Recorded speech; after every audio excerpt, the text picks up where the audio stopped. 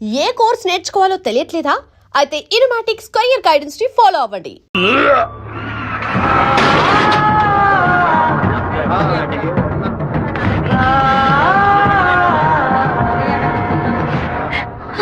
అయ్యో శివ, ఏంట్రా ఇదంతా?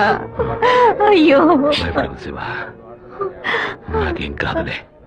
మన ఇంట్లో జరిగిన విషయం బయట ఎవరికి తెలియకూడదు. కొత్తగా ఎవరో ఇంట్లోకి వచ్చింది? కొత్తగా ఎవరు రాలేదన్నా. అయ్యా, పొద్దున బట్టలు తీసుకెళ్ళడానికి చాకల మా అదయ్యగాడు వచ్చాడు, తర్వాత చేపలోడు వచ్చాడు. చేపలు కడగడానికి ఇంట్లోకి వచ్చారు. నాకే పాపం తెలియదయ్యా.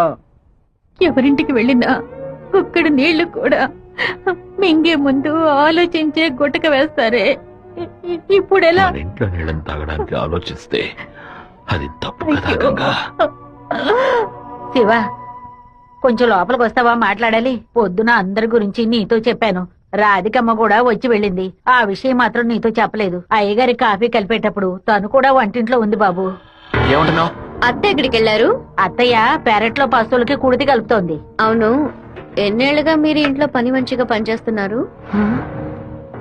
నేను ఇంట్లో పనిచేస్తున్నానన్న విషయం నువ్వు చెప్తేనే తల్లి నాకు గుర్తుకొచ్చింది. ఓ సరే, నేను అత్తయ్యతో మాట్లాడొస్తాను. పెరట్లోకి వెళ్తానని చెప్పిన అమ్మాయి అక్కడికి వెళ్ళలేదు, వాకిట్లోకి రాలేదు, తర్వాత కనిపించలేదు. ఎవరి గురించి ఏం మాట్లాడుతున్నావు? ఆ అమ్మాయి వదిలిన చెప్పులు కూడా వాకిట్లోనే ఉన్నాయి. కావాలంటే వెళ్ళి చూడు బాబు.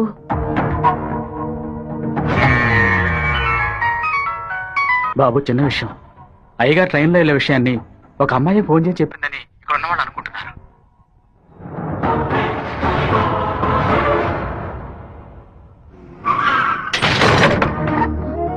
ఏంటిది?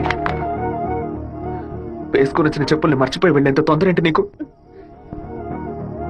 నువ్వు మా ఇంటి వంటింట్లోకి వచ్చింది పాపం ఆ ముసలిదాని మనసుని బాధ పెట్టడానికా, లేక మా నాన్న తాగే కాఫీలో విషయం కలపడానికా? చెప్పవే. నేను చెప్తాను. మీ నాన్నని చంపడానికేరా అది మీ ఇంట్లో అడుగు పెట్టింది. దాన్ని నేనే పంపించాను. ఆవిడ చెప్పేది అబద్ధమే కదా? ఏయ్, నీ అబ్బకి విషం పెట్టినందుకే నీకింత కోపం వస్తే నీ నాన్న నా కొడుకుని నడి రోడ్డు మీద నరికి చంపాడే.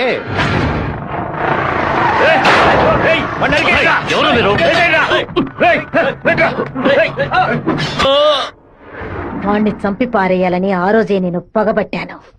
కానీ మీ నాన్న పలుకుబడి అంతస్తు నన్ను ఆ పని చేయనీలేదు. ఒకరోజు నువ్వు మా అమ్మాయితో మాట్లాడుతూ నేను చూశాను. ఆ రోజే నిర్ణయించుకున్నాను, వాణ్ణి చంపడానికి ఇదే సరైన మార్గమని. పుట్టింది ఆడపిల్ల గనక దీని చేతికి విషం ఇచ్చి పంపాను. అదే మగపిల్లాడు గనక పుట్టుంటే వాడి చేతికి కత్తిచ్చి పంపేదాన్ని. వాళ్ళ నాన్నగారి జ్ఞాపకం నా కూతురికి రాకూడదని 10 ఏళ్లు దాన్ని ఇంటి నుంచి దూరంగా ఉంచాను. మా నాన్న నిజంగా హత్య చేసుంటారో లేదో నాకు తెలియదు. నీ పగ తీర్చుకోవడానికి నువ్వు ఇంకేం చెప్పానో మా ఇంట్లోకి వచ్చి ఉండొచ్చు. నా ప్రేమ తప్ప నీకు ఇంకేం దొరకలేదా? పత్తికుంటగానే పాతి పెట్టేశావు కదా.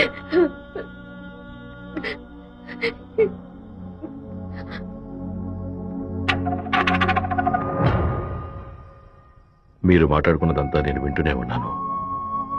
నీ భర్త చావుకి నేను కారణం కాదమ్మా. నీ భర్త ఆశపడే ఎలక్షన్లో నించోలేదమ్మా. మన జాతి ఓట్లని విడదీయాలని రూలింగ్ పార్టీ వాళ్ళ దగ్గర 10 లక్షల రూపాయలు లంచంగా తీసుకున్నావే, నీకు సిగ్గులేదు? నేను డబ్బు తీసుకున్నట్టు మీకు ఇంకా నిజాన్ని కప్పిపుచ్చాలని చూడకు. మర్యాదగా నామినేషన్ వాపస్ తీసుకో, లేదా నీ మొండెమే మిగులుతుంది. నువ్వు మాణిక్యాన్ని లేపే. ఏమన్నావు అన్నా? అప్పుడే ఆ నింద వీరభద్రం మీద పడుతుంది. ఓట్లు రూటు మారుతాయి. నేను ఈ హత్యని చెయ్యలేదని ఈ ఊరే నమ్ముతోంది. నువ్వు మాత్రం ఎందుకు నమ్మట్లేదు? నా కొడుకు నీ కూతుర్ని ప్రేమిస్తున్నానని తెలియగానే వెంటనే వచ్చి నీతో చెప్పాలనుకున్నాను. కానీ నీకు తెలిసే తన మా ఇంటికి వచ్చిందని చెప్పింది. అందుకనే నిజమంతా నీకు తెలుసనుకున్నానమ్మా. ఎవరో చెప్పిన మాట నమ్మి పాపం తన మనసులో ద్వేషాన్ని నాటి ఇప్పుడు ఇలా తలదించుకునేలా చేశావే. పెళ్లి చేసుకుని చల్లగా ఉండాల్సిన పిల్ల తన జీవితాన్ని నాశనం చేశావే.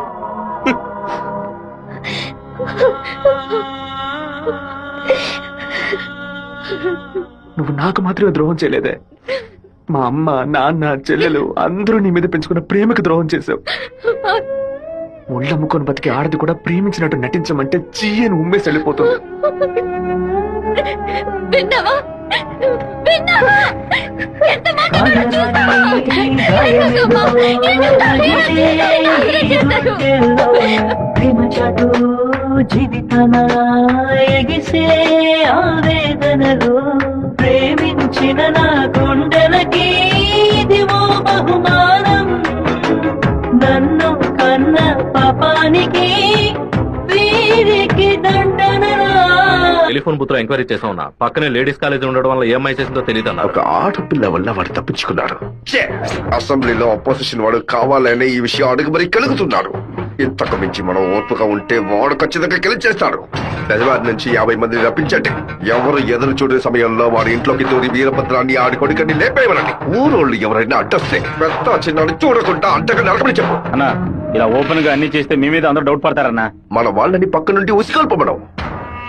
రాత్రి సరిగా 10:30కి ఈబీ వాళ్ళతో చెప్పి పులివెందుల్లో కరెంట్ కట్ చేయమనం.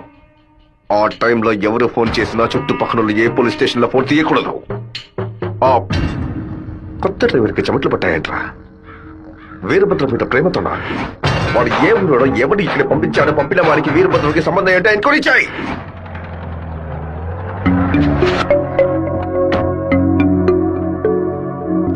పెళ్లి ఏమిటన్నయ్యా? వద్దమ్మా. ఎప్పుడు నాన్న గురించి మాట్లాడుతుంటావుగా, నాన్న ఇలాగే ప్రవర్తిస్తారా? శత్రువైనా మర్యాద ఇచ్చి మాట్లాడతారు కదా, వెళ్ళనయ్యా. నేను నిన్ను క్షమాపణ అడగడానికి రాలేదు, ఎందుకంటే నేను చేసిన తప్పుకి క్షమాపణ లేదు. మేము ఊరు వదిలి వెళ్ళిపోతున్నాం.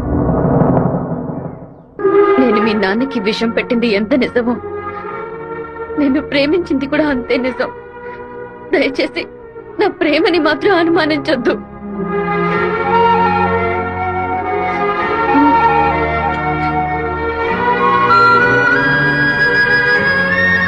బావా నీతో మాట్లాడాలరా.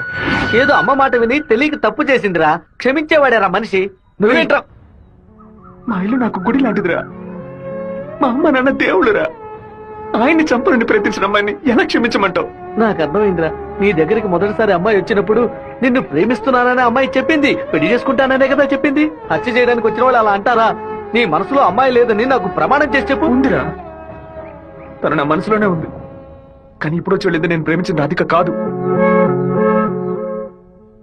బాబు శివ, నేను ఒకటి చెప్తే నువ్వు వింటావా? వెళ్ళి అమ్మాయిని తీసుకురా. నా తల నరుకుతానన్న వాడి తలని నరికి తీరుతానన్న పట్టుదలతో ఉన్నావు కదా. వాళ్ళ నాన్న చంపిన వాడి మీద అమ్మాయి కోపం ఉండదా? ఈ సీమలో పుట్టినటువంటి ప్రతి అమ్మాయికి ఆ పౌరుషం రోషం ఉండడం సహజమే. మిత్రుడితో స్నేహం చేయాలి, వీరుడితో తలపడాలి, శత్రువుతో పోరాడాలి. కానీ ద్రోహికి మాత్రం ద్రోహం చేయకూడదు. ఆ రోజు కోడిని కోయిపోతున్నామని తెలిసి తట్టుకోలేక తలడిల్లిపోయిందే, అదే తన నిజమైన గుణం. నాకు కూడా ముందా పిల్ల మీద కోపం వచ్చింది. కానీ ఓ కుటుంబం పుట్టిన గడ్డ వదిలి వెళ్తోందంటే అది సగం ప్రాణంతోనే వెళ్తుంది. మిగిలిన ప్రాణం మనం తీసామనే పాప వద్దు నాన్న. వెళ్ళి అమ్మాయిని తీసుకురారా. నా ప్రేమే దొరికిందా నీకు? ప్రేమించినట్టు నటించమంటే చీయను మొహం మీద ఉమ్మేస్తుంది.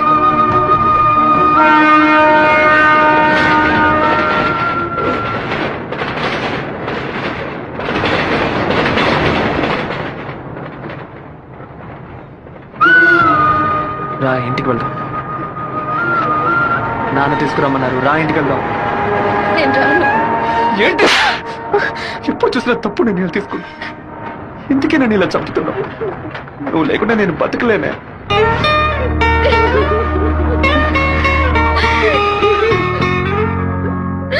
నీకు ముఖ్యమైన విషయం చెప్పాలని ఒంటరిగా రానా? ఎక్కడికి ఒంటరిగా వెళ్తున్నారు?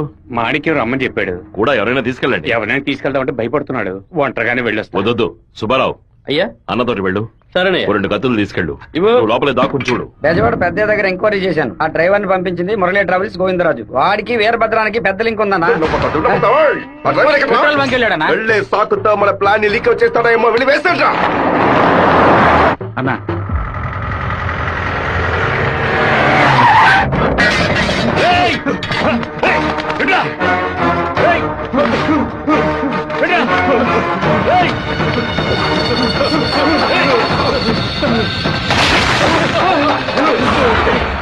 జీతం తీసుకునేది మాయి గారి దగ్గర పనిచేసేది వీరభద్రానిక.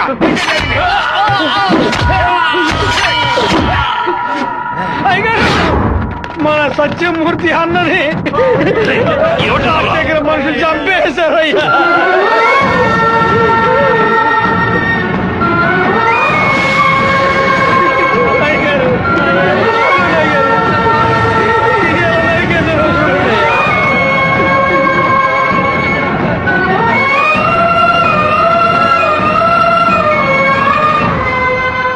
నేను దిగి ఇద్దరు నరికేసి ఉండేవాడినయ్యా.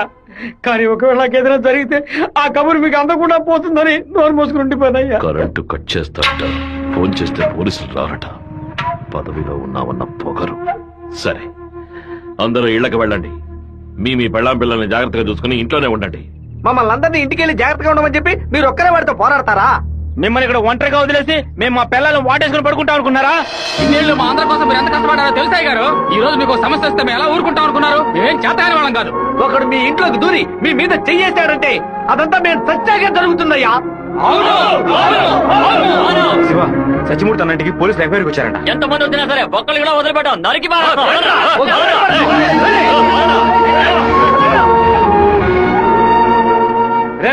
ఎవరు వచ్చేస్తారే కత్తికో కండగా నరికేస్తాం. మీ వీధిలోకే కదయ్యా, ఈ వీధిలోకి ఎవరు వచ్చేస్తారే నరికి పోగులు పెట్టేస్తాం. అన్న, బెజవాడ నుంచి వచ్చిన వాళ్ళు రాత్రి 10:30కి సరిగ్గా మన ఊరు పొలి మీదకి రాగానే మనకు ఫోన్ చేస్తారు. మనం సిగ్నల్ ఇస్తే చాలన్నా. ఆ వీరభద్రం చేస్తే పులివెందుల వాళ్ళు మళ్ళీ వెతుకుంటూ వస్తారు. నేను గవర్నమెంట్ గెస్ట్ హౌస్ లో ఉంటాను. సరే. మీరు ఆ సత్రంలో ఉండి పని పూర్తయిన తర్వాత రండి. కలిసి హైదరాబాద్ సరే. వద్దాం. ఓకేనా?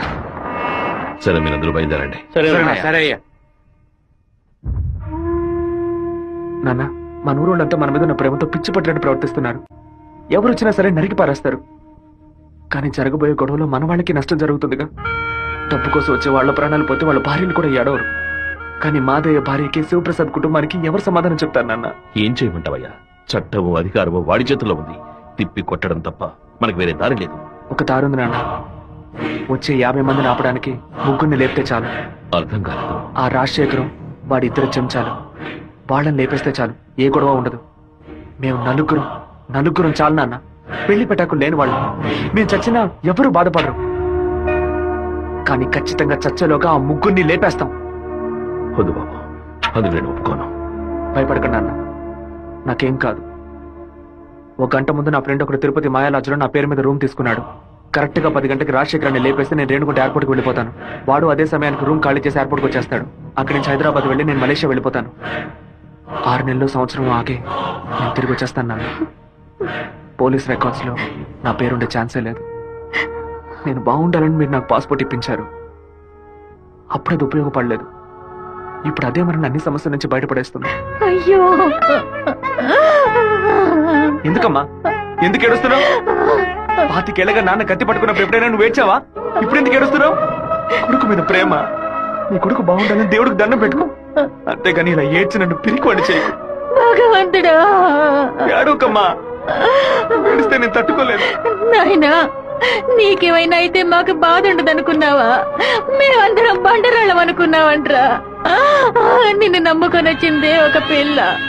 దానికి నేనే సమాధానం చెప్తాన్రా. చెప్పరా?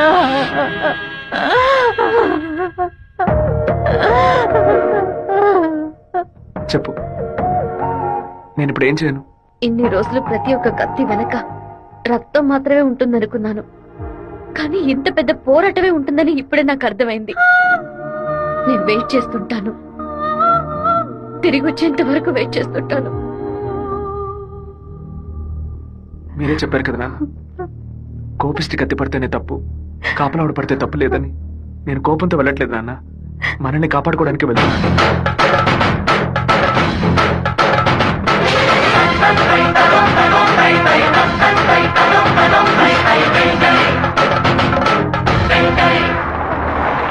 సార్, మీరు ఊరెళ్ళే వరకు డిఎస్పీ మీతో ఉండమని చెప్పారు సార్. ఊళ్ళో కరెంట్ కట్ అవగానే అన్ని ఫైర్ స్టేషన్కి ఫోన్ చేసి ఊరు తగలబడిపోతుందని చెప్పండి. సరే. ఫైర్ ఇంజిన్ వచ్చేలాగా ఊళ్ళో ఉన్న గడ్డి వాళ్ళన్నింటినీ తగలబెట్టేయండి. పోలీసులే మనం పిలిస్తే రారు. ఫైర్ మ్యాన్ ఎవరు పిలిచినా వస్తాడు. ఆడవాళ్ళని పిల్లల్ని పాకల్లో ఉండొద్దు, జాగ్రత్తగా ఉండమని చెప్పండి. సరే, వస్తాం. నేను బ్రహ్మచారినే. నాకు పెళ్లి కాలేదని అప్పుడప్పుడు బాధపడుతుంటా. కానీ దానికి ఒక అర్హత ఉందని ఇప్పుడు తెలుసుకున్నా. మన సత్యమూర్తాన్ని చంపిన ఆ దొంగ కొడుకు పీక్ కొరికి రక్తం తాకుండా వదిలిపెట్టు బాబు.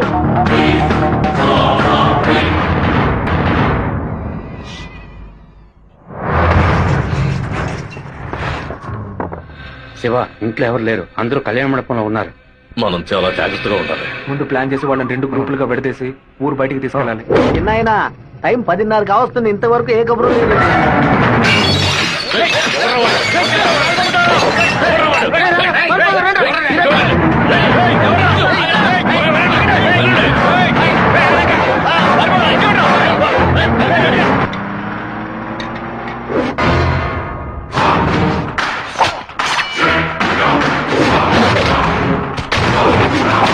మేమంతా ఇక్కడ సిద్ధంగానే ఉన్నాం.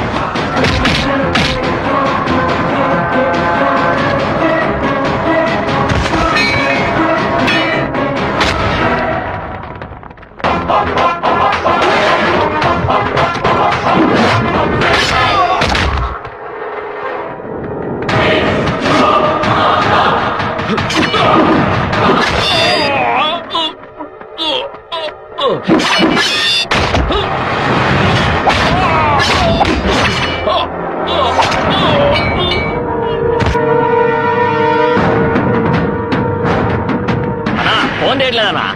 ఊళ్ళోకి వెళ్ళి చూద్దాం పదండి. వాళ్ళు పక్కనే ఉన్న రైలు పొదలో ఉన్నారు.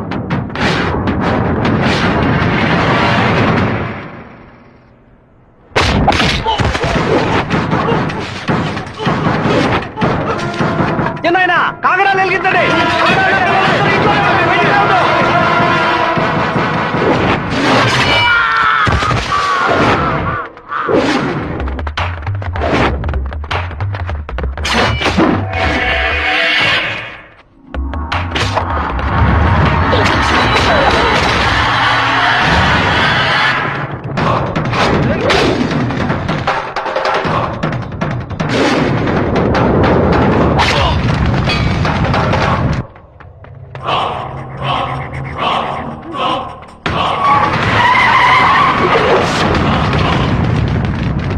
అన్నా ఏంటన్నది? మన రమ్మని బాలే పని పూర్తి చేస్తున్నట్టున్నారు.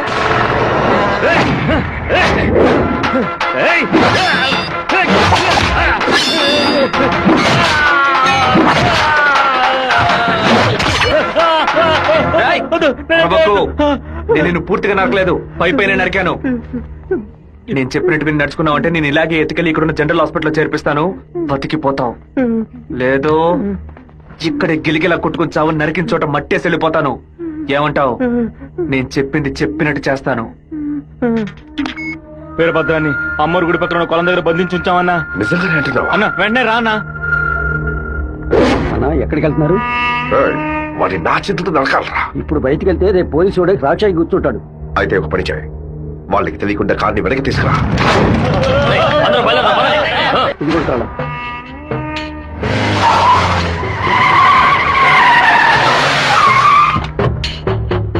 వెంకటేశ్వరరావు, వెంకటేశ్వరరావు,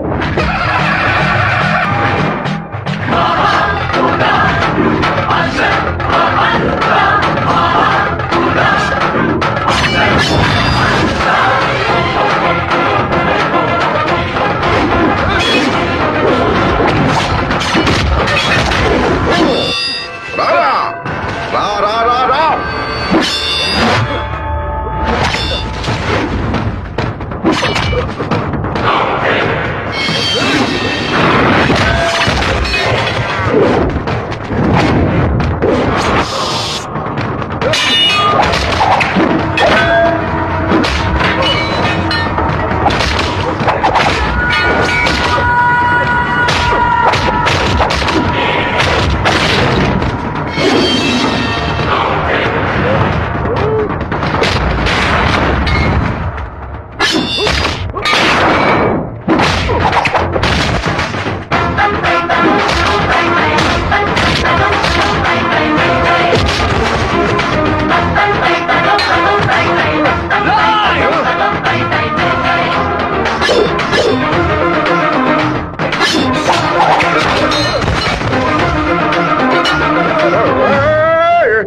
మా నాన్న తల నరికేస్తావా?